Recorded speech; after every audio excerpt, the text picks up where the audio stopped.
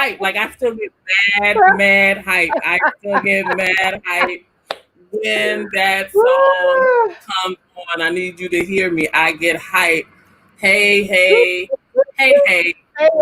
y'all. Okay, so I'm not gonna prolong this introduction, even though we hype because it's a good show today. So welcome, family, to the Walking Heavy Show with Sue and Rainier, where there are no titles, no positions, no religion, no shade, maybe just a little, no shade, just real talk. Real feelings with a little bit of humor and a sprinkle of ratchetness throughout. We are your hosts. I'm Sue, and that is I'm Renee. Renee. You know what? I just listen. I need you to, and we welcome you. You know what? I'm having a stall over here. I'm sorry. I have a little slight delay. Something's I don't know what's going on with my Wi-Fi. Yes. All right. Yeah. I'll take it back. Everything I just said and thought about. Hey, Renee. Hey, family. Hey, family. Everyone's saying hello. Hey, Monica said that she got her walking shoes on. Yes. Come on. How you doing, Renee? I like this look you got on. Yeah. I'm feeling pridey, right? I put on everything, like eyelashes, glitter lipstick. Like I'm here for it. Like I'm feeling pridey. Lip gloss is popping. Yeah, well, let me not do that. Stuff like that get me in trouble. Let me. Yeah, we remember a couple shows ago. You know, folks started flirting with you and things. So. See, this is why you don't keep records of stuff. That's why you got. What I don't go into the sea of forgetfulness like God did. Oh my gosh. I had, you know what? Today started off interesting. You know, that's my word I use. Start off interesting, but I have to say that I took some time to do some meditation and get centered because I was like, we having a show today. Like we have amazing guests. We have us. We're our own guests today. Right. We're our own guests today.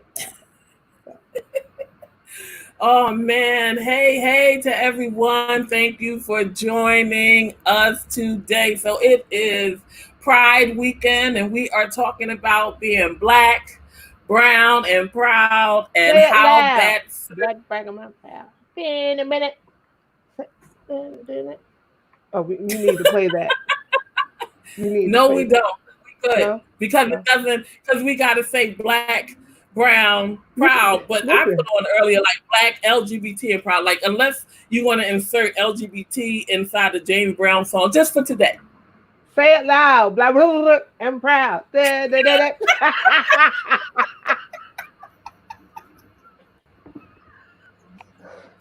See? I am ruined for the rest of the show. Don't be messing up my Tammy Faye makeup here. Yeah. Wait, no, I need this. Can you show us these earrings though? Wait, let me see this. Oh, I see a pop of color. These are paparazzi. They were $5, honey. $5. I'm trying to help people live. $5. Yeah. Trying to help you live. Don't say I ain't give you any fashion tips. I'm gonna get me a pair. Okay. I'm gonna just wait on one ear though, because you know. No, we talked about this. Remember, I told you for like 2 months. I went and I was just sewing into people that was connected to me, like their businesses and stuff like that, like in an effort to help, reciprocity, entrepreneur reciprocity. So these I purchased from a colleague of mine. She was having a sale, and I was like, okay, $5, and they're colorful. Yeah. They're like toucan sand. I want to offer you Fruity Loops, but Fruit Loops. Oh, I said Fruity Loops. That's the generic brand. That's the generic brand. That's the one you get in the bag. It don't come in the box. You get it in the bag in the section. It's like a little off. It's a little askew to the name brand boxes of cereal.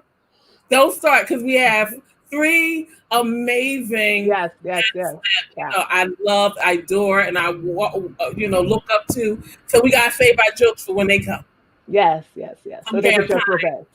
because we already know we going to probably 6 o'clock. Like that's we gotta talk. Three people talking, so we gotta make Yes. it work.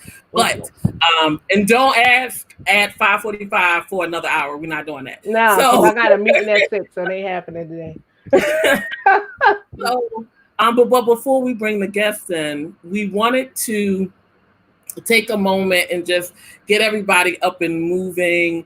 I saw this video. Dominique shared this video on Dominique Jackson on Instagram, and it was about 5:30 in the morning when I saw it, and at 6 o'clock, I was up out of my bed in the middle of the floor, just twirling and dancing. I'm sure somebody downstairs was like, but I didn't care. So I really, that song really blessed me today. Like I needed that reminder that in the midst of it all, just to love yourself, right? And so, yeah, do you want to share something before we play it? Nah, man, I'm ready. I'm ready for it. Come on. Everybody love yourself.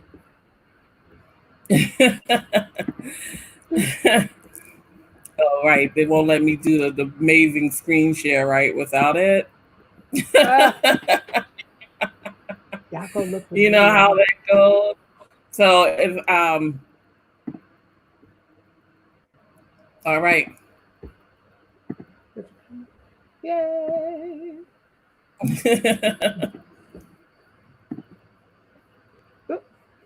Did you see your sound?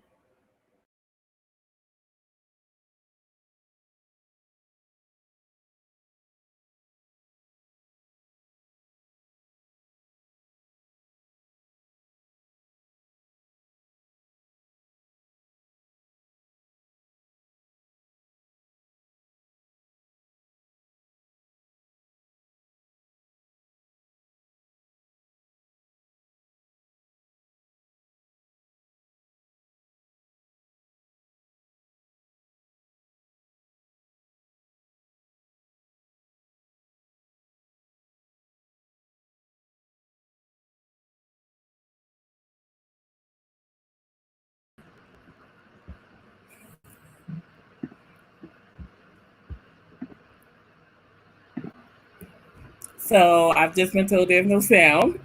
We just listen, everybody. This is just lip sync. Read the lips and just make your own music.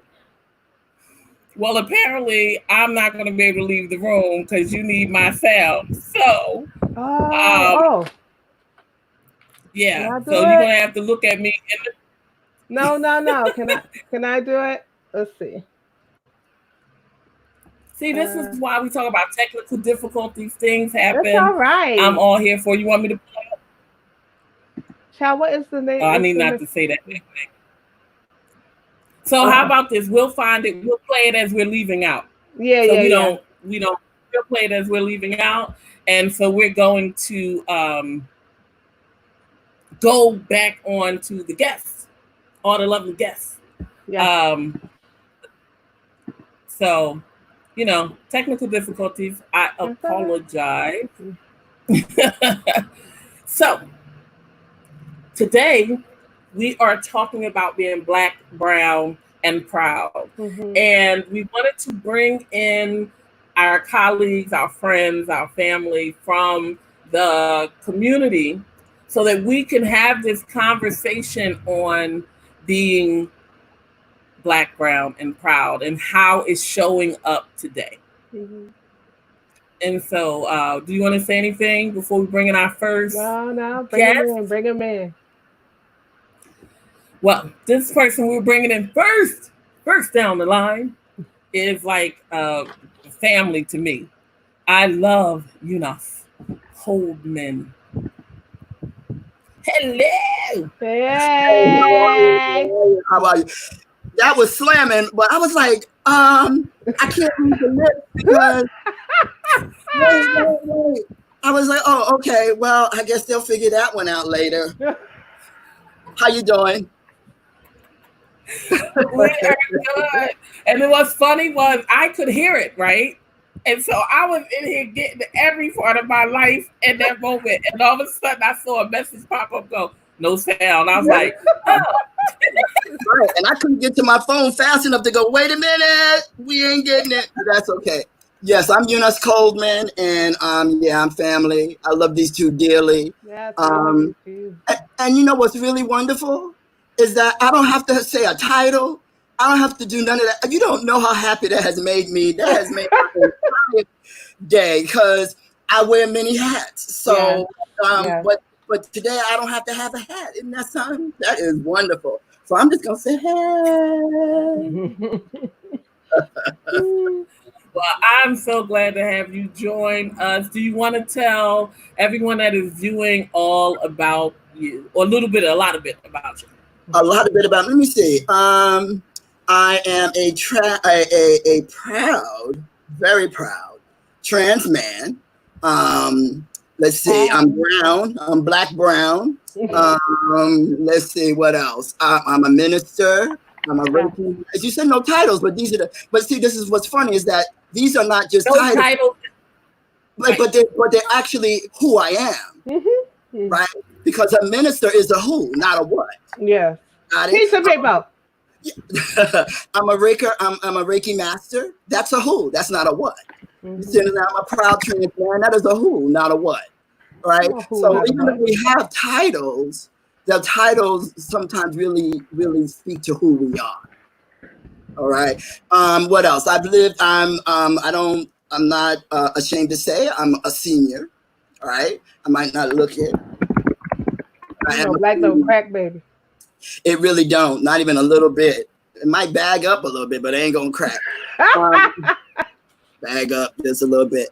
I'm a senior citizen. I'm 62. What else? What else y'all need to know? I live on Long Island.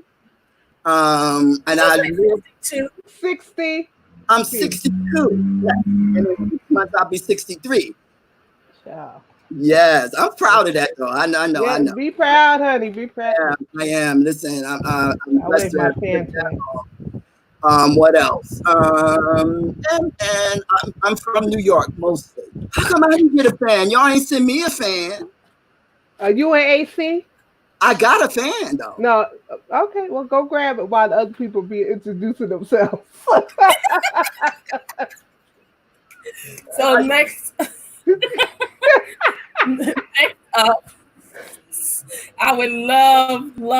I have to tell you about Odu. Odu, if you can have there's a few people in my life that I call my soulmates, right? It's just something about them that we just gel. Like, I don't know what we from Philadelphia, and that was like the mark. And then I met his mother, and that was like, I was like, oh wait, this is my mother, you know what I mean? And it has been amazing. Just, I can't tell you how, as we used to say in church, edified I am by our relationship. I love he. So I'm going to bring in Odu Adamu. Hey, what's going on? Hey. Okay, first of all, let me say, waiting in your green room watching your show is a whole lot. I just must say that because y'all, now you got 3 guests. We supposed to introduce ourselves. Y'all went on a 20-minute zone. We had a video. Luckily, I knew the words. And the ones I didn't know, I made up. It looked like a Muppet drag show. So here I am. Now, coming to you from Brooklyn. I'm older, so I talk loud, acting like you can't hear me. What, babe? I said I still claim Brooklyn, even though I'm in East Orange. Right. I still claim Brooklyn. I wasn't even born here, and it's like I'm Brooklyn. That's the Brooklyn thing. Let's see here. You know, I'm here. I'm in the blackness. I'm here for the brownness. I'm always the proudness. So you know what else you want to know. You know, I'm from Philly, so you know that's how the John go. But because I'm ready to get into the conversation, and I'll be completely honest with you. There's a lot I could say about myself that I live for. At the same time, I think as we talk, the things that are relevant for this conversation will come up. But speaking of support your friends, though, I'm gonna put my link in because I do have a t-shirt shop, and I specialize actually in t-shirts that represent your color and your pride and all that together. So you don't have to do this either or prioritize. I bring it all together as one so you can celebrate your full self. So before the end of the show, I will share that. And thank you for having me. I love being here with my sisters and my brother, and let's do this. Do it. Great. And so because I'm from Philly, right?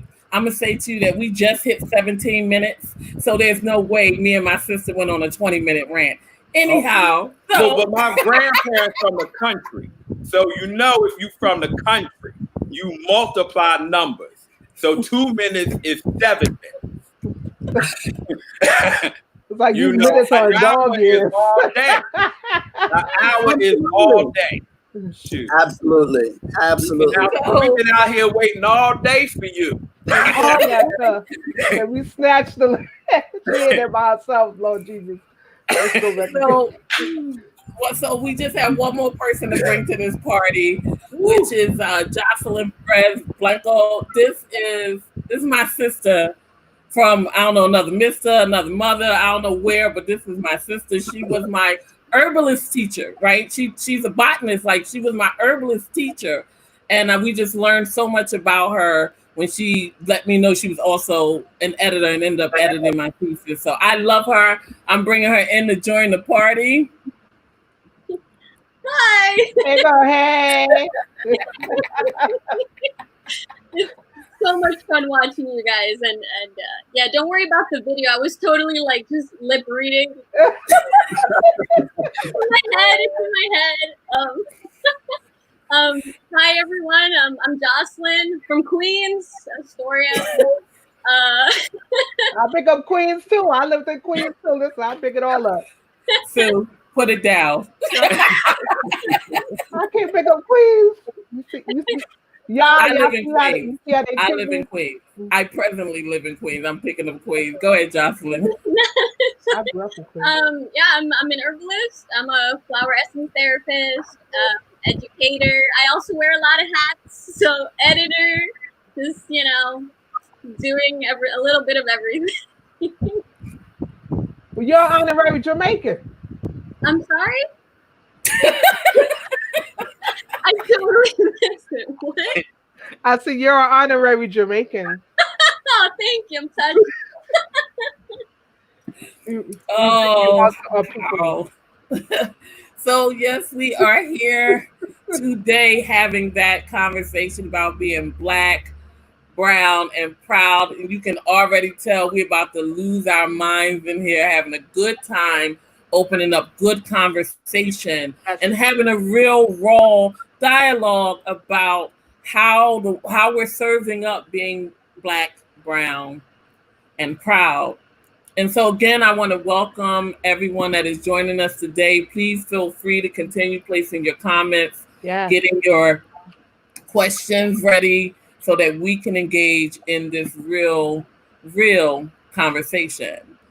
And so what I would like to do is talk about, like, how do you identify, like, how do you embrace your identity as a Black or brown LGBTQ person of color? Like, has it, and take your time to let us know, has it evolved over time? Have you ever had to section that out? Like, share with us how you have grown to embrace your identity. And first, whoever would like to go first is more than welcome.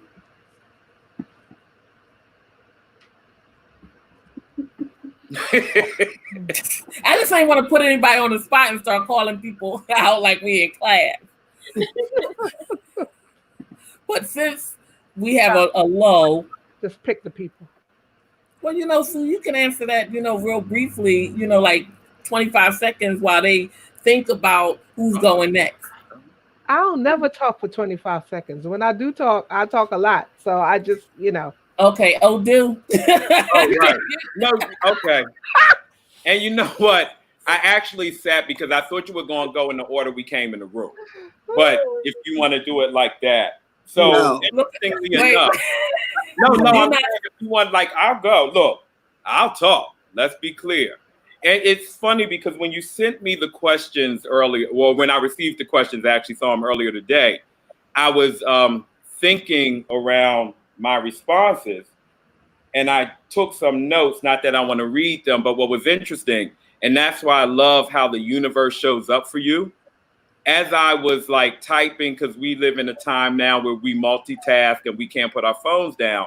I'm typing response. Well, actually, because I'm looking at the phone, looking at the questions, and then I received this quote on my feed. Nothing I accept about myself can be used against me to diminish me. And it's from Audre Lorde. And I was like, yes, that's where we're going today. Because so how I identify as Black, gay, and male. Most of the time, gay brother, you know, and that's just that. And that's who I almost have always identified as gay because my lifestyle or my life in terms of what I've done has not always been gay. You know, I've dated girls and been very attracted to women. So that's, you know, my jump off point. At the same time, I was always naturally attracted to men, but I didn't think anything needed to be done about it until you get to that, when you want to start doing things and then something got to be done about it. And I came out when gay was the thing, and it always felt good for me. So I've never needed to transition out of that. You know, I grew up Black and grew up in a very Black household. I have to forget I'm not just talking to you, Renier, because you know so much about my background. But, you know, my father was out there involved. My mother was out there involved. I can tell you SNCC stories. I can tell you Panther stories. I can tell you all that. So Blackness has always been a thing for me. So, you know, when we became African-American, while I respect that, I just stayed Black. You know, it's one syllable. It's easy. I get it. But also I think because it represents, and that's the same thing with gay, it represents a perspective, not just race, sexual identity, etc. It represents a cult. It represents cultures. It represents how you show up in the world. I show up as a Black man. I show up as a gay man. Now, based on how you define those things, you may not experience me that way, which is what's interesting for me as well. A lot of people don't experience me as a gay man. Even the ones that know I like dudes, well, you know, they feel like, but you show up based on what their perceptions are. And that's the thing with identity. You know, identity is what we believe and how we see ourselves and what we put out there. There's also, though, this dialogue, not that you have to own it, but this dialogue around perception. And that's based on people's historical experiences, what they've heard, what they believe that they have made into fact that has become truth in their head, all those things. And what's great about this is, you know, and I said this, you know, constantly and consistently, I said this.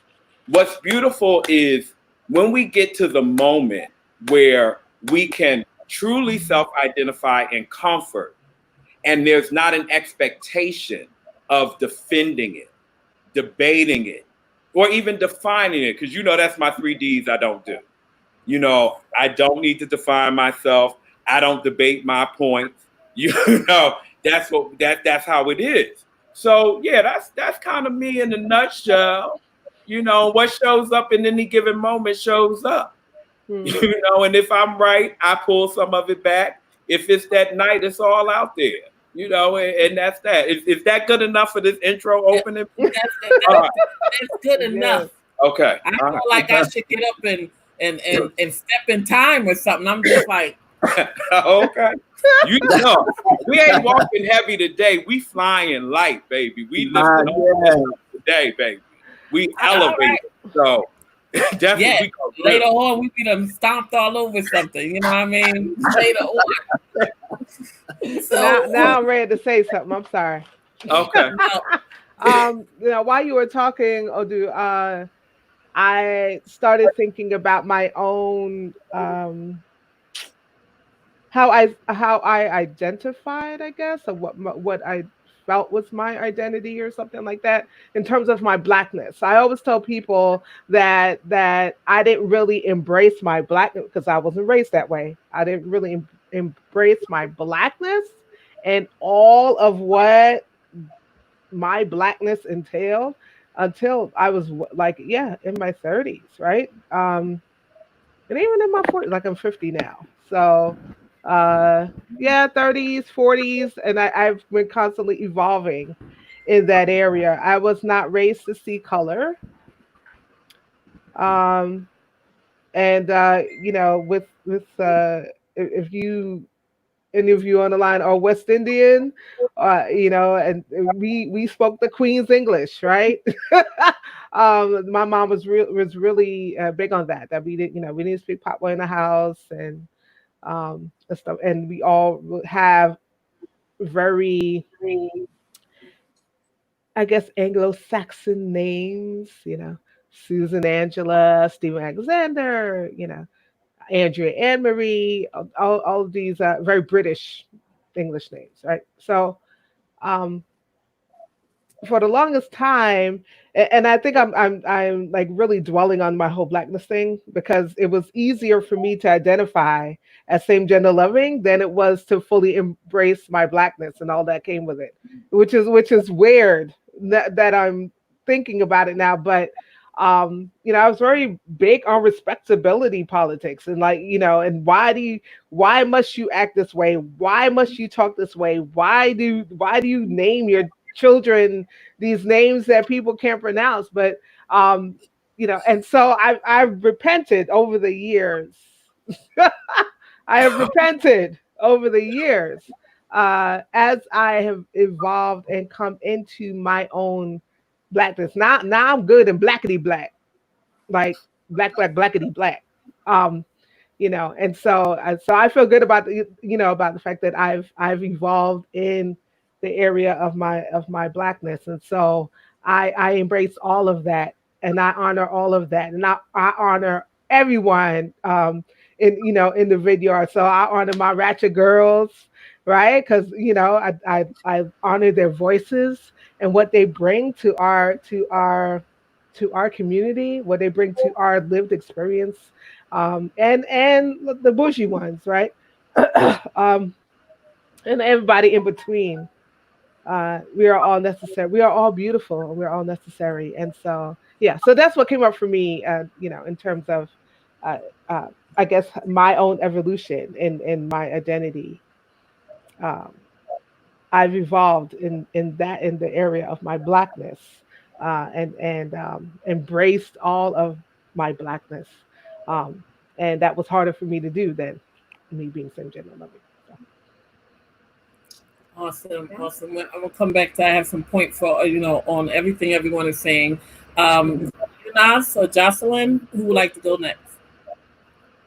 Well, for me, it's ever evolving. So many things have, just from the couple of things that have been said so far, it keeps making me think of different parts of my life when things were going on. For instance, we went from being colored, because I was born at the end of that era, right? Being colored, right, to being black, to being African American, back to being black for me. And what comes out what really stands out a lot is something my mother said, and that was when the term African American started really coming into the community, right? She had this look on her face, and she said, "I am not nobody's African. I am black." mm, And I would be like, "But Mom, do you understand really what you're saying? That you're saying you're not African American? Do you understand what you're saying when you say that? My forefathers built this country." And I'm like, "Yeah, Mom, but who are the forefathers? Who are they?" And it made her pause. And the pause that I saw was a pause of her entire life. Not just a pause in that moment. It paused her entire life. Now, I never heard my mother call herself African American, but she did stop complaining about being called African American. she would just basically sit there and go, okay, yeah, okay, if you must call me that, I'll accept it. But it goes back to what we were taught about ourselves, right? Because we were taught as Americans that Africans were not the people to be at all. It was just not the people to be. We were Americans and we were Black Americans. We had nothing to do with Africa. We didn't know nothing about Africa. We weren't taught about Africa. At least they weren't. So that just stuck with me. It stuck with me all this time that she was so like hurt almost behind being called African, anything. But now, you know, for me, I'm back to being Black. You know, it is simpler. It's not. It's less words. It just is. I mean, that's the truth. It's just less words. But it also reminds me of a culture that I came from. Right? We before we started, you know, we were talking about "Say It Loud, I'm Black and I'm Proud," the James Brown song. That thing has echoed my entire life. And every time I see a video of it, you know, there's something in my heart that swells. It's like, yes, say it loud. I'm like, because we hadn't heard anybody say that in public, out loud, on TV, in a video with white people doing the boogaloo behind him, right? Which was also kind of weird that there's this Black man standing there going, I'm Black and I'm proud, and then a Black other person know it, and they doing this thing like this, and I'm like, okay, well, I guess this is all right. I guess it's okay. But it made you ignore the rest of the people that were around him because it was really about what he was saying, right? So I'm Black first. You know, I've been a Black lesbian. I've been a Black opera singer. I'm a Black trans man. I've been a Black everything. So for me, I am always Black. Always. First. Wow. Jocelyn? Yeah. I guess first and foremost, I identify I'm Latina, I'm female, bisexual, but that's how you all touched on those points. It's definitely been an evolution, and in reference to that quote, Odu, that you mentioned, that brought back a memory that I hadn't thought about. I also made notes of the questions beforehand, and I totally forgot that memory until that quote. I had someone when I was a teenager tell me that when I had come out to them, they told me not to tell anyone because they said that then I would have 3 strikes against me. You know, I was female, I was a woman, you know, so I was female. So that already was against me. I was a person of color, I was Latina, another thing. And that if I then said I was bisexual, that then I would screw up my opportunities. I would screw up my future relationships, friendships. They would ostracize me from so many different things. And, you know, for a while, I kind of, you know, I did that. I kind of selected who I was out to, who I wasn't out to. And definitely that evolved to the point where I finally embraced it. You know, and I was like, no, these are things not against me. These aren't strikes against me. These are 3 things that make me me and are for me. You know, they bring a level of my experience that, you know, and it makes me me. So, you know, but yeah, it is something that has definitely grown and changed and even just being Latina too. I mean, my parents come from very different schools of thought. So growing up, my parents divorced when I was very young. But my mother's side, we were raised as well to not see color. She always told us, like, you know, being you know, Hispanic, that doesn't mean anything. You can do anything, you know. She always was like that, regardless of who you are, you can do anything. But with my father's side, you could not talk about such things. And color was a big thing.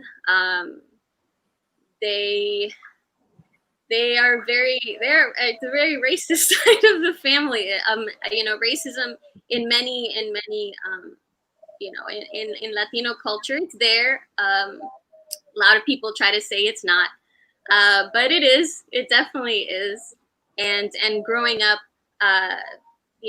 being told that it's like, you're a better person of color, kind of thing. Like there's a spectrum, and you're closer to white, so Right. and trying to kind of convince you that and I have a very distinct memory of my father when I was a child. I was in elementary school, and him pulling me aside and telling me that when you grow up, you have to marry a white man with blonde hair and blue eyes. Wow. And because there was that inherent belief, like you're gonna marry up kind of thing, and so whole different school of thought than my mother's side of the family. But and it's something that it's all shaped who I am, and I think that's what has definitely the start of my rebellious streak was then, because I knew that what he was saying was wrong, and I can remember being a child and knowing, like, I hear what you're saying, and I know you're an adult, and I'm supposed to see you as an authority figure, but I don't agree with what you're telling me, kind of thing. And so I kind of did the nod, like, yes, of course, kind of thing. But I still remember that feeling of like, that's not right. So yeah, it's been a process, but I've come to really embrace all the facets that make me. So yeah.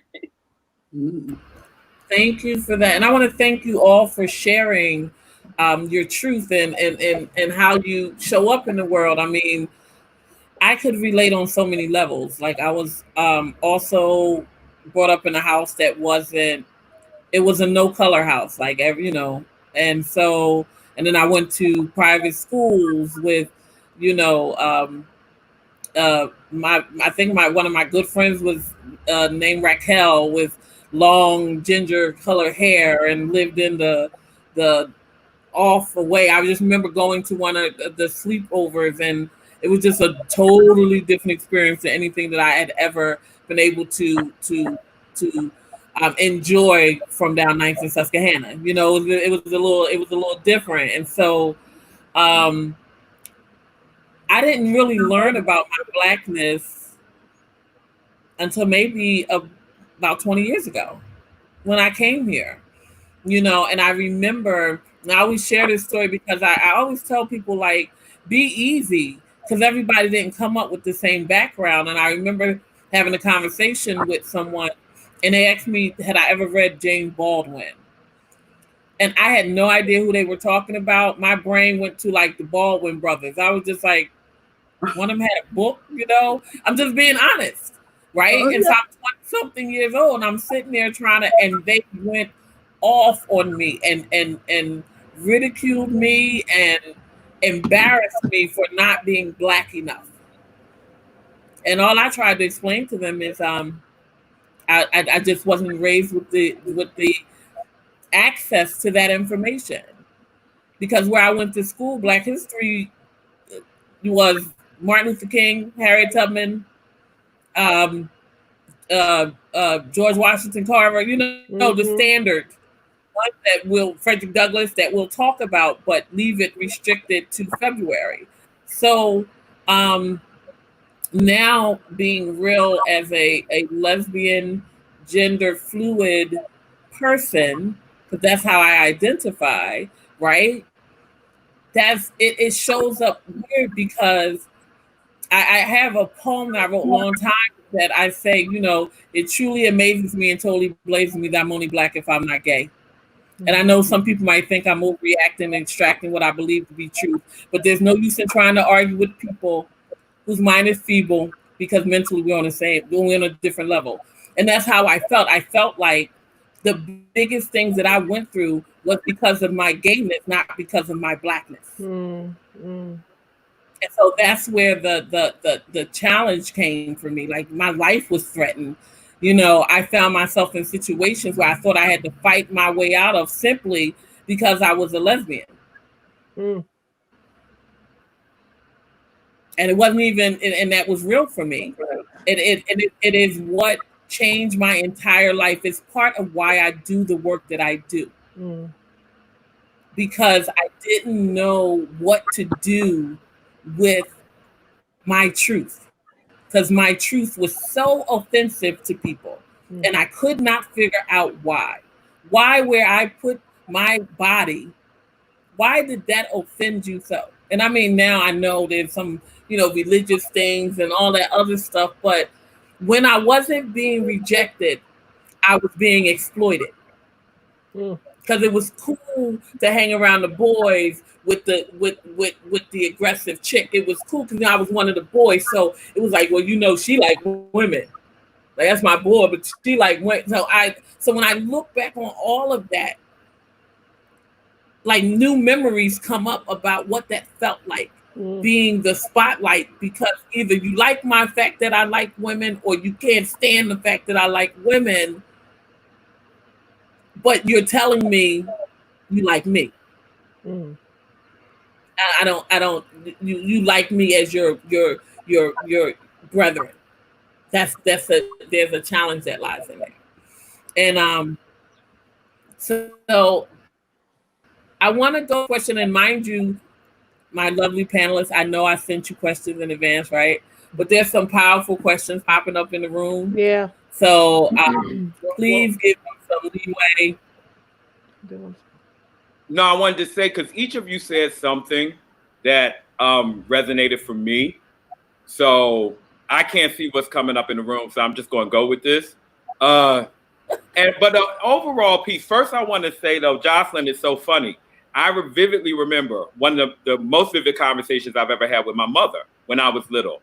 I said, well, what if I grow up and marry a white woman? She said, you will never do that. You will marry a black woman. I said, well, what if I grow up and marry a Chinese woman? You will not do that. You'll marry a black woman. What if I grow up and marry a you won't do it. I said, well, mother, she said, that's just what you'll do. Now, then it became a black man. But regardless, it was this thing of, and that's why I wanted to get to this and to bring in all the points. We keep saying blackness, but blackness looks very different for people. See, in my household, my mother was an English teacher. So we do know how, we know how to speak, but we also had the option not to do it all the time.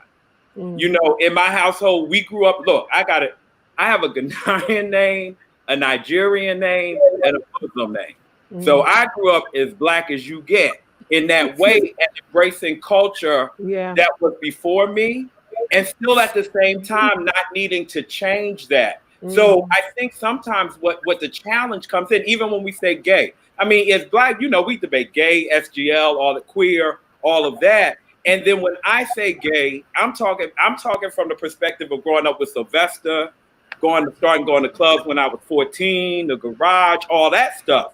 Gay life for me is that, and I was doing that to the point I brought up earlier, without even identifying as a person who liked men. I just like the lifestyle. Like even in my black house, we had gay folks in there all the time. So even sometimes when I hear conversations about black homophobia, they don't resonate with me. I'm like, nah, black folks been cool with gays for a long time. They ain't no more homophobic than white folks. We just have taken on a pathology. And that's my thing with the identities, because even I saw like people will get into labels. And I'm always like, they're not labels. They are who I am. If you are a teacher and you say you're a teacher, no one says, oh, you taking on that label. You're a person that carries knowledge and information and you distribute it through the universe. Nobody say that except me. People say you're a teacher. So I'm like, no, black is not a label for me because I can't peel it off. And, it is what I am. Now, it may feel like that again for you, and that's okay. But also like to as we speak, talk, and folks chime in, that we do just remind ourselves that when we use these blanket terms in this moment, we're using them the way we think about them. And so I think your since point, you did that, oh, go ahead. I'm sorry, I'm delayed a little bit, so if I talk over you, I apologize. But I want you to continue. But while you're talking, since you did that, you hit a question that was in the room that I was going to bring up anyway. How do the labels we are given versus the ones we choose affect how we view ourselves, show up in relationships and the world? So how is the label that you're given versus what you choose, how does it affect you? Well, I will put it like this. I don't choose how I express myself and show up. I am how I express myself and show up. And that's what makes the difference. See, the piece is, if you're going to say you Black, by your definition of Black in your head, are you authentic to that? That is what's going to make the difference in how you show up. You know, if you are saying something because you think it's a crowd pleaser, but inside you are living in your, no, I'm being for real, in your thought. That's why I say I've never said certain things, because I would be saying them to appease other people. If I called myself this, it makes everybody in the room. I did an interview once for a magazine, and I called myself Black. Now, these white folk, so they were like, well, you're African American. Now, but I'm saying that was the tone. Like they said, we need to print your African American. We cannot print your Black. I said, well, put Black and put my email address, and then let people hit me up and ask me why you call me Black. But it got to that, and that would have been probably with Black folks as well, because Ebony and Jet was saying African American too. So I can't just put that on white folks. But it was this piece of you need to appease the world. Black gay culture became, well, we need to be same gender loving. Well, what does that mean? Like, you know, okay, but I'm gay because I'm attributing other things to that. So again, it's how we can be authentic. There are all kinds of challenges right now because we've accepted queer. You know, we read queer. Because we got out my question back. What? No, because we got all the letters. We came up with too many letters. We had to shorten it up. We LGBTQ-centered right now. So again, queer. But depending on your age range and your experience, queer is very offensive. Yes. But then if we want to, write something and appeal to folks, we saying queer. So, we still, again, it's how are you authentic to who you know yourself to be? And to the question, so when you're that, you're not even at that point, and that's what I grew to understand. What was happening externally wasn't my concern. So now when I write, I'm a Black gay man, LGBTQIA, all that stuff. But what you also understand from me, and I think that this is maybe the other piece of this, and I'm going to shut up, let folks talk, is you can identify as who you want as long as people feel respected or that you respect them identifying as who they are. Like my Blackness does not impact your African Americanness. My gayness does not impact your SGLness, all of that. And to me, that's the real space. And then we just gonna be seeing people. We just gonna say, yo, that's so-and-so. But that's, work we haven't got. I believe that's some stuff we haven't gotten to yet. Ooh, these Jocelyn, questions in the group, Jesus. The questions are coming. I'm telling y'all now, I'm not saying much. We got a panel. I'm gonna let the panel talk. And, I am gonna ask that if we can, after this question, like if we can make sure that we make time so that everyone gets to speak, and then we can get, because the room is blowing up over here. But Eunice, Jocelyn, does anyone want to follow up on what Odu was talking about there? Well, he actually has. It's like he was in my head, And then I say, okay, and then he would say, and I'm like, okay, but that's okay. It's ever evolving. We're ever evolving and ever changing, and I keep redefining myself on a daily basis. I don't know who I'm going to wake up as tomorrow. I really don't, because who I am inside has to come out, and when it comes out, I don't know what that's going to look like all the time. I really, really don't. Yeah, I say how I identify, but it's a lot of times it's so narrow. It's so narrow. But I know that in the work that I do, in the circles that I'm in, sometimes that I have to keep it narrow so that I can get in the room. Because sometimes if you too broad, it's like, well, no, we ask for A, B, C, and D, and here you come, like you said, LGBTQIA plus. Okay, and it's like, okay, I was one of those people back in the day that didn't like queer. You called me queer, we would fight. It's like, you ain't calling me queer. You calling me queer? What you? Now here I am, many years later, and I say, okay, queer. All right, I'm good. Queer. Because we want to include everybody, because the spectrum is so broad. There are 12,000 different shades of blue. There's 12,000 different depths of black, right? So I don't know what end of the spectrum I'm going to be on tomorrow. I really don't. Depending on where I'm going. Am I going to the hospital? Am I going to see my dad? Am I going to see my brother? Where am I going? So that I know where. So I have all of those identities, all of them. I am, and I know it's not supposed to be about religion, but I'm going to throw it in here real quick. I am that I am, but my A is a little one. It's not the big A. It's the little A. I am that I am. Period. So when I'm with Rainier, we are different. We're with each other, but that's different than when I'm with Sue. Yeah, I'm still a Black trans man. Yeah. However, it's different with each person. If me and Odu run into each other, it's gonna be a different thing. It already is. It already is. When me and Jocelyn get together, it's gonna be different because she's Latinx. That's a different thing. And her broadness, we pull this stuff out. We get it like a little piece of taffy. And then we start pulling it out.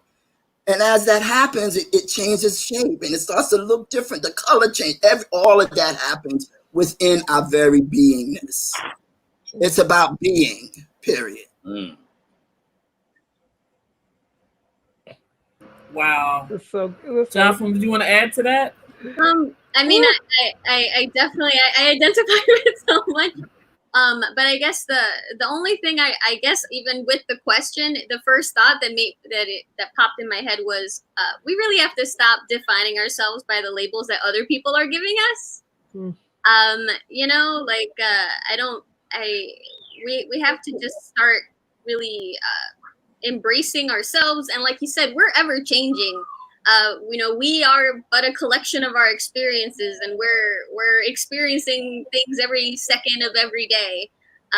Tomorrow you can be, different. You'll be different from who you were the day previously. So I just feel that everybody can give me as many labels as they want, honestly. But in the end, it doesn't matter because it's who am I to myself and how do I identify. And I think that's really, when it comes down to it, it's all that matters, really, in the scheme of things. But yeah, that was it. There's such freedom in being able to just say, you know what, whoever I wake up today as, I'm just going to embrace. I'm going to embrace old girl, and we're going to keep it moving, or old dude, or whatever. Like whoever I wake up to be that morning, or however I feel that day. That's how I'm going to present myself. There is such a freedom in that because many of you have alluded to this, and you're absolutely correct that it is very confining, right? And even self-oppressive to stay within the confines, or feel like you have to live within the narrow box of a label that for the most part either society placed on you or you took on yourself. And I remember we talked about labels in the show before the last one, right, Rainier? We talked about labels and how sometimes we take on a label because we were trying to attract a certain type of person.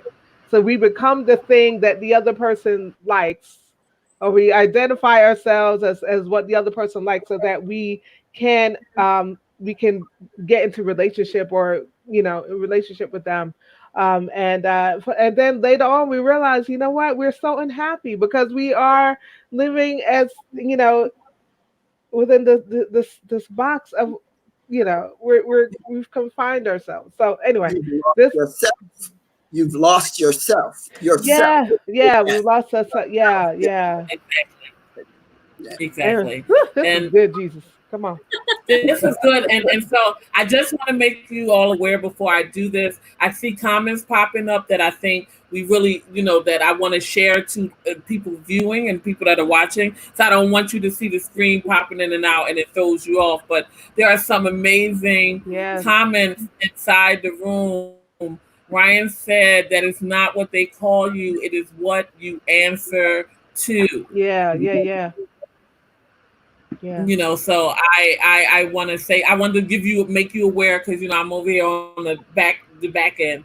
You'll see comments popping up because I don't want us to wait to the end to share them, because they're very powerful statements. And so I want to just bring up a few things that were said. Kalita said that being from North Carolina, I too was also embraced simply being Black. And so we talked about that. Priscilla said that she could relate to Jocelyn because she dated an Italian sister, was not allowed to enter their house. Wow. Had to wait outside. Like, it's really interesting how, the intersection of our sexuality and our ethnicity shows up within the culture of, how we grow up. I was expected to be straight. Like, I was expected to be straight. So, any I think we all were. I'm having a gay baby. Right, but there's some parents that are like, whatever my child chooses is how I support. My mother was not that. She was not. Right. I can't, and I think this conversation also speaks to intergenerational, like differences, because even though I was young, like I'm younger, well, now I'm middle-aged, so it looks a little different. But my mom was older because I was adopted. So she was in her 40s when I came in to the picture. Her kids were 18, 19 years old. So I came up old. Matter of fact, my nickname was Old Lady. Like, I came up old. And if anybody calls me Old Lady, I'm going to have to see him. Know this. That died with the lady. Like, that's it. So it's been very interesting to hear these beautiful stories, of how we all came to be exactly who we are today. Even if in that moment it wasn't beautiful, those threads have created who we are today. Mm-hmm. For however that, whether it was a triumph or a trauma, it still created, how we all show up in the world within our Black, brown, LGBTQ, and proud selves. So there is a question here, and I want to pose it to the room, and then I'll go back to the questions I gave you. But I thought that it was really powerful, so I'm going to pull it up, and it's going to block the whole screen for a second. But as a Latinx person, my ancestors are from European, African, and indigenous worlds. How does one reconcile that your ancestors may have oppressed your other ancestors, and how does that affect your identity, if at all? Those of mixed races may not be able to deny any of the three because they all make up their ancestry. And if it's not applicable, you don't have to answer, but can anyone speak to how do you reconcile the fact that there may have been some oppression amongst the different ethnicities of your ancestors? I mean, I'll speak to my experience as a Latinx who has definitely has European background. You know, for highlighting my father's side of the family, I think for me, what I've tried to do is honestly educate them, because I grew up with them always a lot of my father's side of the family are very fair skinned, blue-green eyes. I was always the dark one. And I got flack for that. And for my father, so let's just say my father's side of the family were so serious about keeping their bloodline pure, right? That we, like, my grandparents were first cousins. You know, a lot of our older, like, grandparents, great grandparents, great aunts, uncles, they're married. Like, like that's how serious it was to them to not mix, to not mix. They refused to mix. So they, yeah. So that's real. Pottery over here.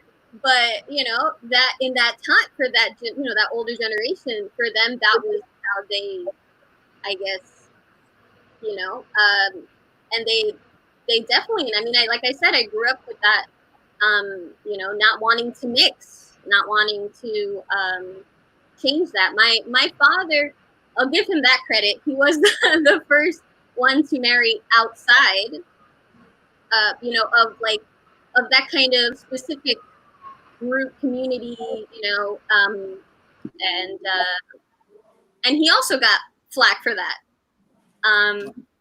You know, and I've just, you know, and sometimes they the way they praise being light skinned and fair skinned and stuff. So I always go like, you know, that you're only fair skinned because Europeans came, and we're like conquering the people there, you know, and they raped and pillaged these, and we are the descendants of that. We are the results of that, and you're praising, like, you know, I don't know. So I sometimes when that kind of conversation comes up, I do my best to try to like educate them and go, you know, this isn't something you should be like proud of and perpetuating. These are really dangerous and just limiting beliefs. You're doing more damage by continuing to think this and then tell that to younger generations. It's old ideology that needs to die out. It doesn't it doesn't make sense anymore. Yeah, you know, that's deep. Like, when you said it, I was like, wow, that speaks to how important it was to, you know, like you said, keep that bloodline pure. That word pure, like you hear that even used in a lot of the white supremacy conversations, like it's something about purity. That if we have to say there's one drop of anything else, then it all goes out the window. That's deep. I feel like every car is racing everywhere right now at this point, so please pardon my background. Wow. So, would anyone else like to speak? Eunice, we haven't heard from you. No, that was very deep. I was just thinking about that. That's just like, I hear you. So I really, I don't know my ancestry, which is something I've been considering looking into to find out what my bloodline really is. But then there's a part of me that doesn't want to know, because I'm afraid I'm going to find something. I'm going to be like, oh, please don't tell me that, you know, I don't know, Napoleon or somebody is in my bloodline, or, you know, some you know, Confederate soldier. I don't know. Some stuff that I'm like, now I got to work with this, and, you know, and because it does change, you know, it changes your thought. It changes your beingness, you know, to find some of that stuff out. But, you know, an afterthought is that there is no purity. There's only one pureness, and it doesn't exist on this planet.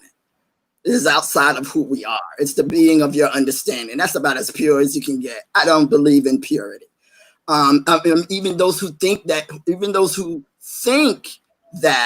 they are pure, there's no such thing. There just really isn't, because they look back far enough, they'll say, okay, well, this species of animal or whatever, bred with this other species of animal. We're talking Cro-Magnons, all of that. All those things came to be because somebody else did something with somebody else. Period. Done. I know it sounds rudimentary, but really it is. There is no purity. There is none as far as I'm concerned. We are who we are. We got here the way we needed to get here. There are those who believe or think, we sent ourselves here. Well, if I sent myself here, I sent myself here as I am right now. That's it.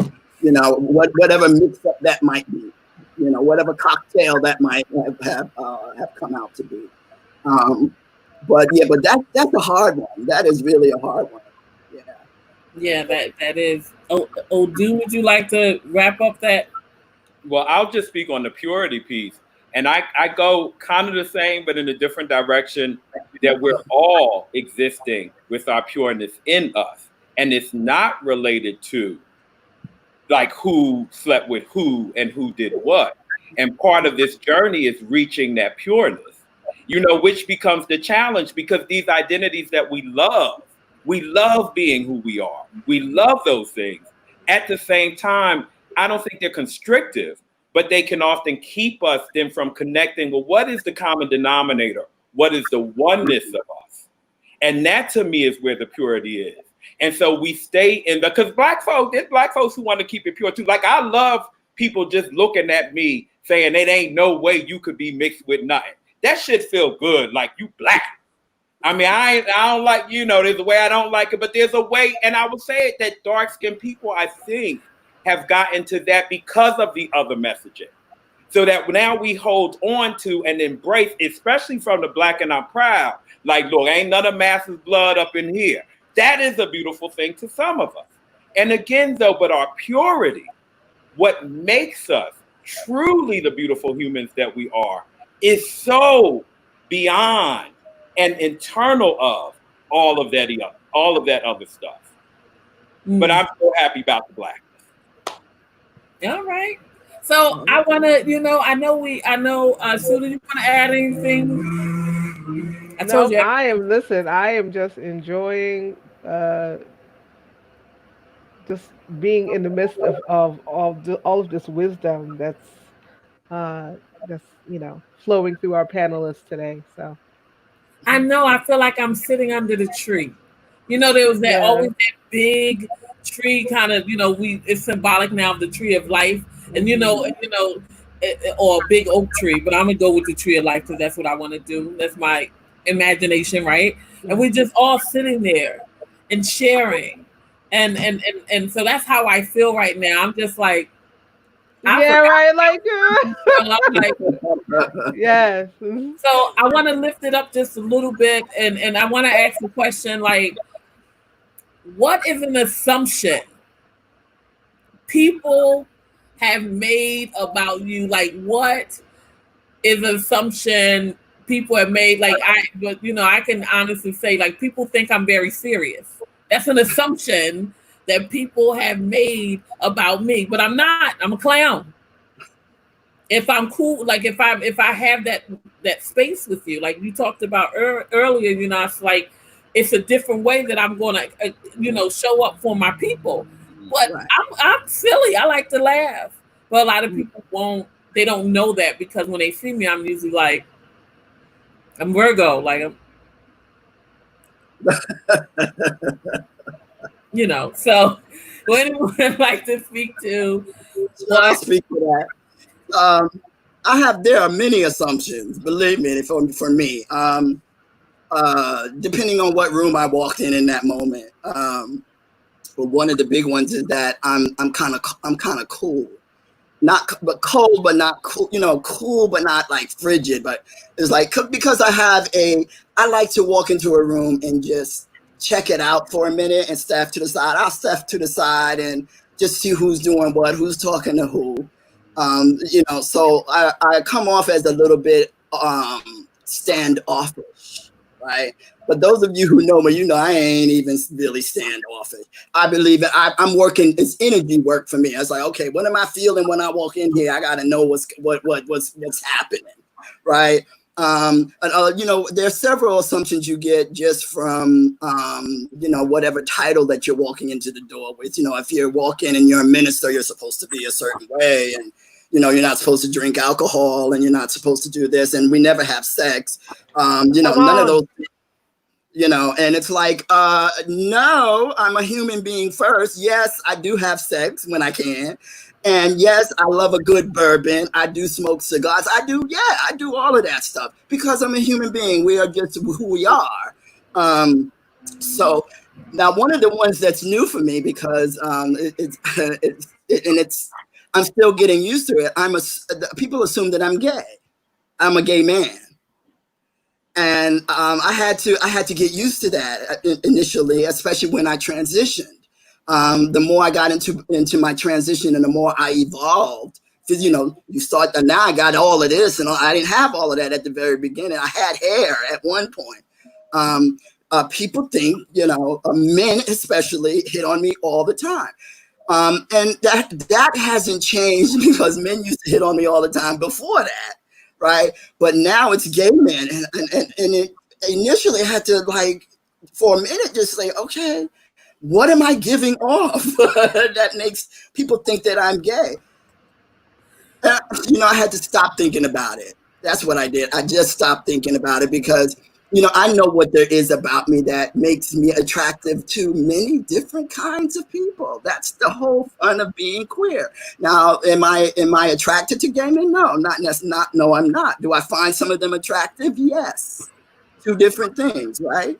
But when I walk into certain spaces, it's like, oh yeah, they think they assume immediately that I'm a gay man, and that might be a good thing. I might have that, have that look. It's cool. Black power, black gay power. Hopping around, Odu, what do people assume about? What's an assumption people make about you? I actually know what I wrote down. I said name one. Like they've all made like every assumption, but the reality I realize is assumption doesn't mean it's false. It registers. And I register in many different ways, and I'm aware of that. Typically, you assume what I want you to assume. But I think for saying something to make it, because you wanted to make it lighter, with men, with dudes, the assumption is always around sexually, what do you do? It is going to be, I assumed you were a top, I assumed you were a bottom, I assumed you were a verse. You dark skin, I assume you have a really big dick. There's like all the assumptions. No, come on. You wanted to have a talk. Y'all told me before the thing started that y'all. So I'm not judging what you're saying. I'm laughing because it's the truth. Because it's true, and I'm gonna use terminology from my day. Please do not take offense. And to some of you people, if for women, if you came in looking. See, I just want to say, if you came in like a stud, the film girls would feel like, oh, I know I'm not, you don't get your pussy ate. That was an assumption. We used to hear it all the time. So if you hooked up and then the stud was like this, and you're like, what the fuck you want me to do? So, I mean, it's not, but I do think sexual, what we do sexually, because we have these things and look away, is an important conversation within our own community. Like you could be a dude looking like, yo, what's up? And like to get your box smashed, period. And that it should not be shamed because of it. Because that's what we get into with this stuff, is we get into the shaming. Yo, and the men do it all the time. Yo, all these motherfuckers came in here thugged out and shit, and all of them fucking bitches. It's like, well, why? Because they like to suck dick. We need the wealth. We need the wealth, Renee. I mean, what I'm saying. And but so because we could get into but I'm sorry, y'all. Look, you could have gave each of us our own show. You got the crew here. We can do it. But that is a reality, because I think sometimes, even when we start these dialogues, we come from a us and them.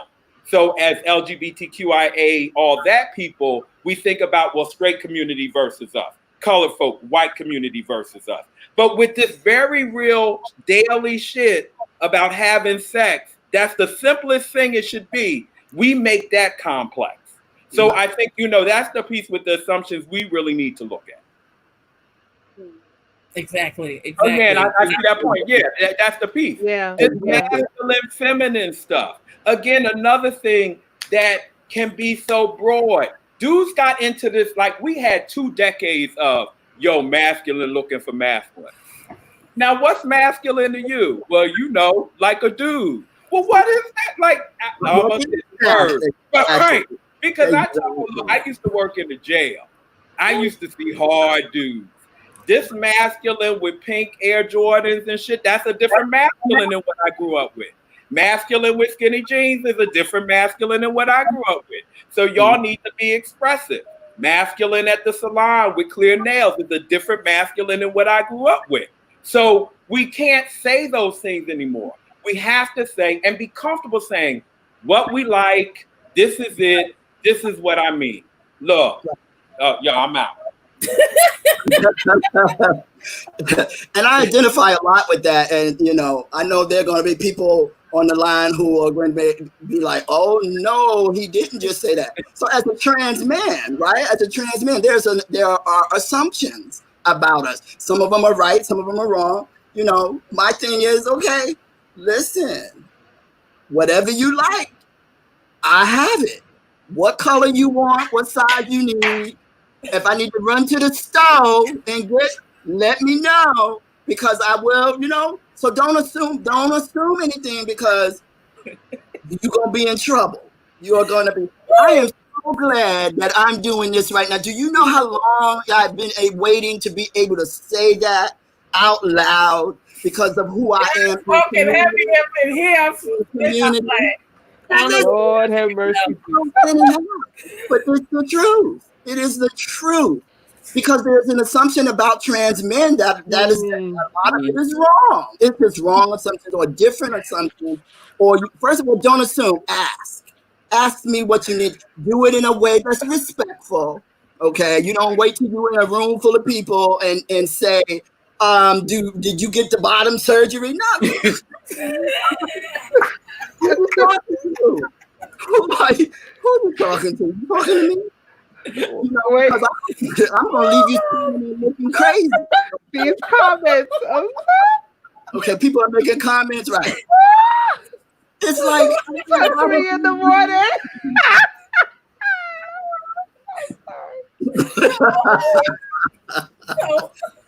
But it's the truth.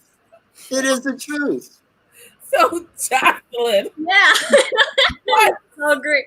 I'm scared to death. What is something people assume? I guess I have to say, like the biggest assumption I get in regards to my sexuality is essentially that I happen to be married to a man. I'm in a heterosexual relationship, and everyone seems to think that makes me straight now, and that invalidates my sexuality. That now I have picked a team.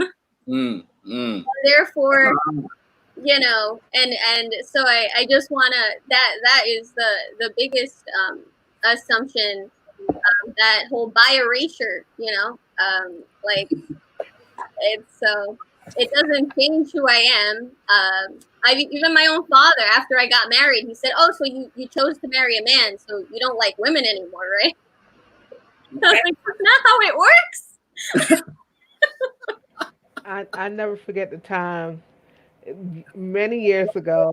Went with a good friend of mine. This is after I came out and everything, and I went with my good friend Nick to a wedding, to my cousin's wedding, and my mother was like,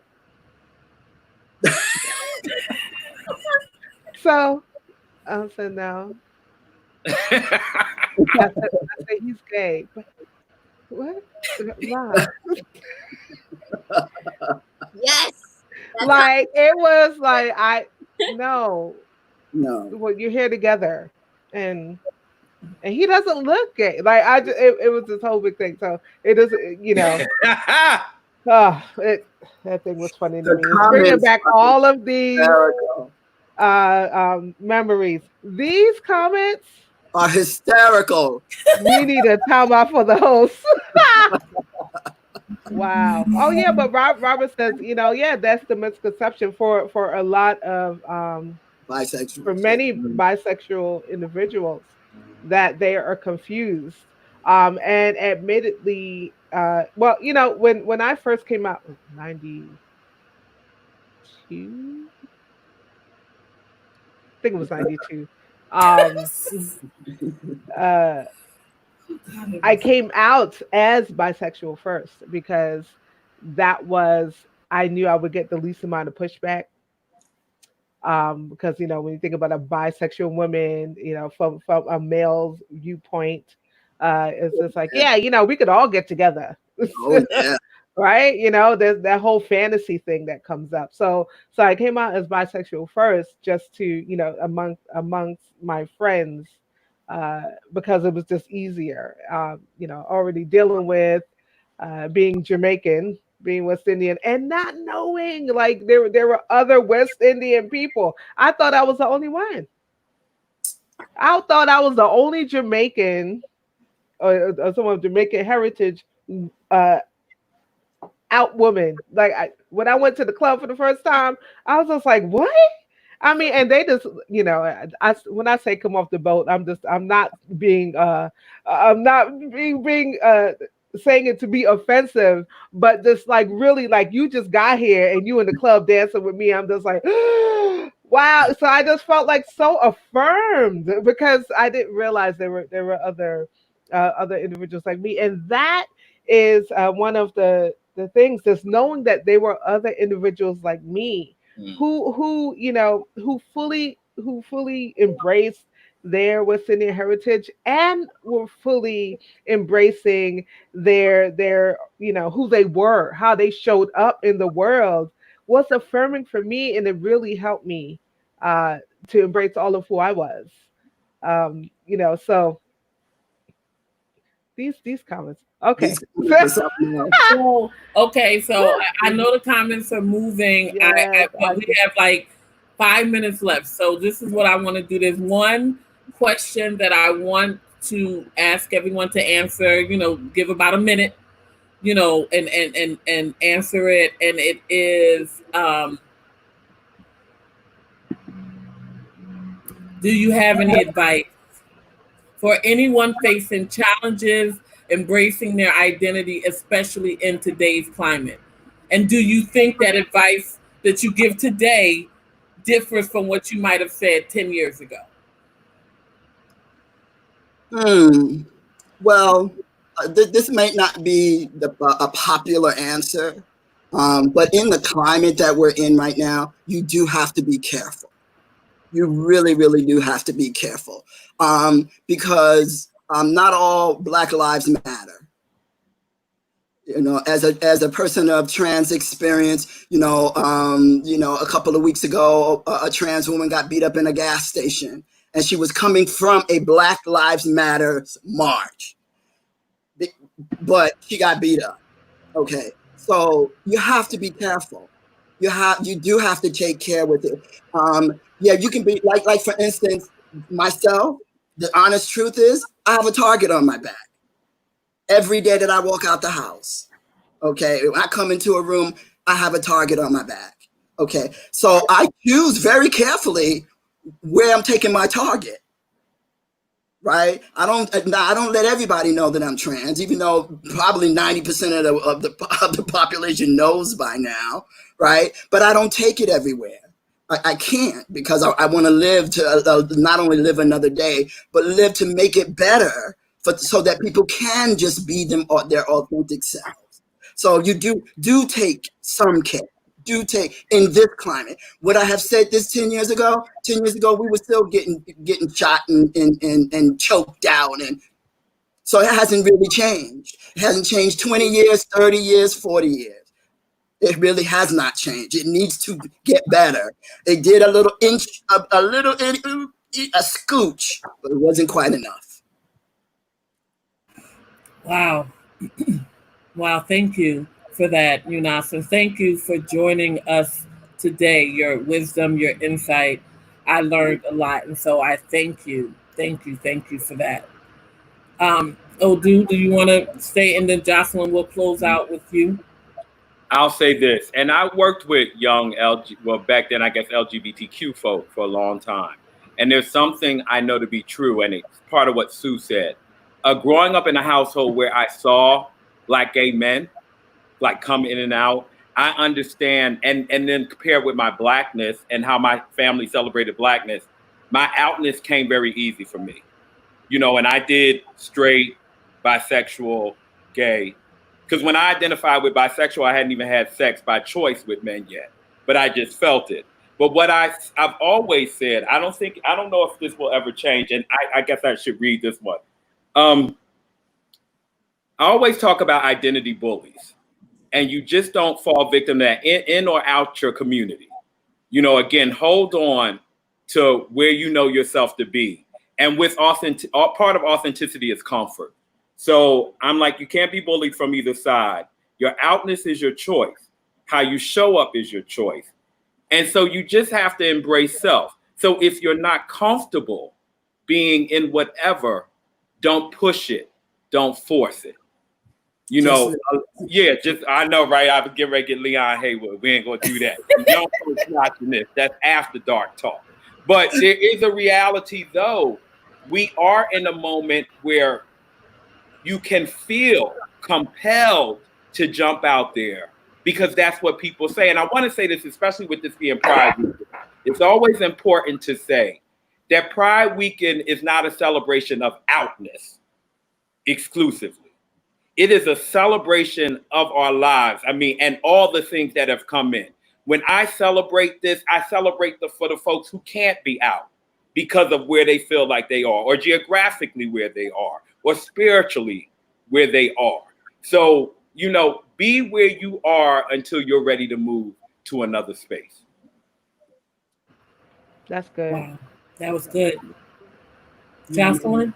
I guess just take solace in community. I think that is something that I wish I would have told myself back in high school. I was very proud, founded with a friend of mine. We founded like the Gay Straight Alliance chapter, the first one in our school. And we were really proud of that. We were trying to give a safe space. And then college, you know, either I was dating women who weren't out, so we couldn't like be out. And if I was in heterosexual relationships, then that was a facet that you can't talk about that. Don't mention that. Take that rainbow thing off of your book bag kind of thing. If I was meeting someone's parents, don't say anything. So for a couple years, I was kind of like ostracizing myself from the community. And I feel like you suffer from that. You suffer from that. And then, you know, it's like you're catching up kind of thing. And you're just giving yourself so much more hurt. You're putting yourself through that suffering. And so find your community, whether it's just simple as joining a Facebook group, you know, a local, you know, like go to a local queer community event, you know, just find your tribe, find your community where you can be yourself safely. And I think it's something that is definitely, it's good for the soul. And, you know, I wish that I wouldn't have kind of put myself aside from that. And so yeah, it's just unnecessary hurt. So just surround yourself with community, with love. Thank you for that. And I just want to say, Odu, like, thank you for taking up your time today, like, because I know you have a schedule, right? And so the fact that you took time out, I appreciate that so much. And Jocelyn, like, you know, right here, and it's interesting because I asked her, I said, you know, are you willing to share publicly, about your, who you are? And she was like, sure. And I was like, oh my gosh, we get to be like, we get the B, honey. We get the B. I was like, yes, because here, I love that. Yes, Frida Kahlo. Icon right there, yeah. Yes. Because what happens is a lot of times in the LGBTQ conversation, the B gets kind of erased. Yeah. And so I'm just glad that we were able to hear your voice. And so I thank each of you. I'm going to pull all of you out the show, but I want to give Sue an opportunity to speak her piece to each of you as well. Oh, geez. I am, again, just so grateful to each of you for your time. As Renee is, it was phenomenal. And I'm going to be like our audience and say, I wish we had more time because it was just so much. It was such a wealth of wisdom um, that was spoken today. And I'm going to challenge all of you who are watching and listening to please share this, share it. And I do hope, and Renee, I'm sure Renee will agree with me, that we can all come together again and kind of do a part two, continue this conversation. There are so many things that we can unpack just by what was said today, particularly a discussion around colorism. There's just so much that can come out of all this. day. Yeah, we can hear all day. So I hope you guys are willing to come back and kind of hang out with us in the future for another show. Thank you so much. Thank you. Yes, we definitely want to finish this conversation in season 2. When as time has continued to evolve, we will see where we are in a few months. Thank you, and thank you for your time.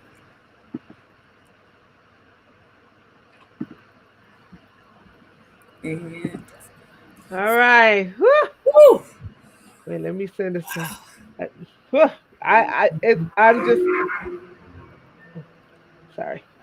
That's all right. I know you got a schedule too. No, child, I'm getting text messages after. I was like, listen, I'll be there when I be there. Let me get something for me. Amen. But I do want to see if I can share share this. Do you think I can share the video we were trying to watch before? Sure. Do you wanna?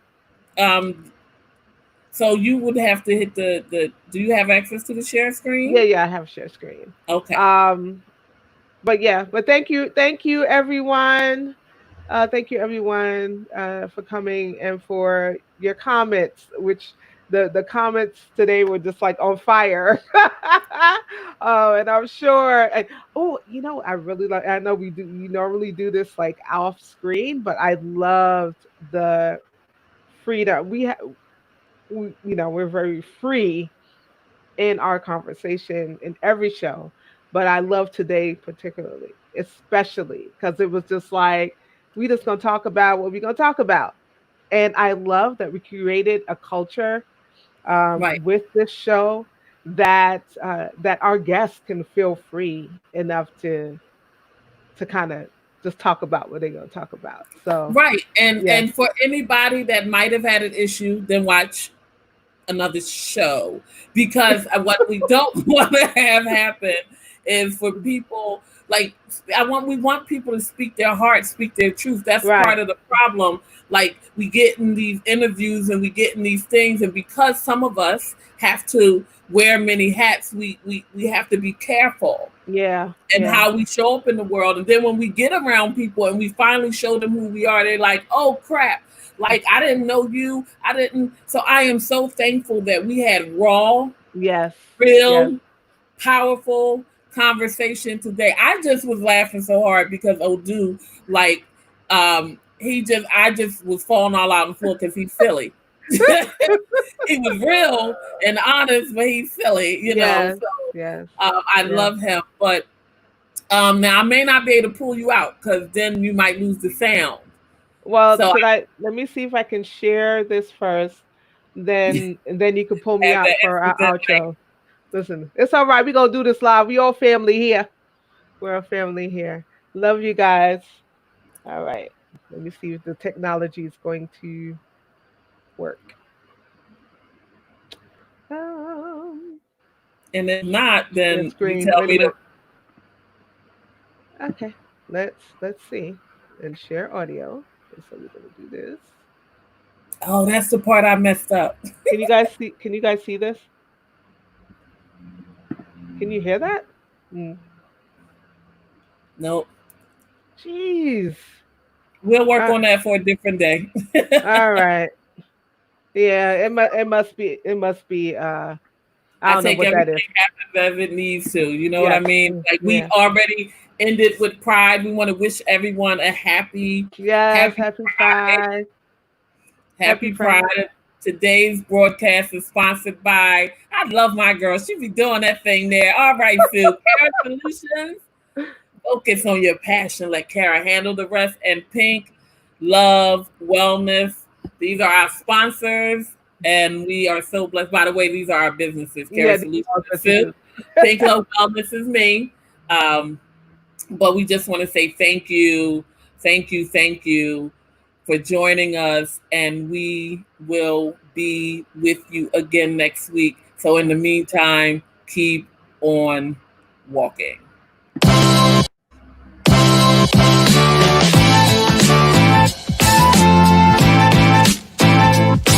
Right.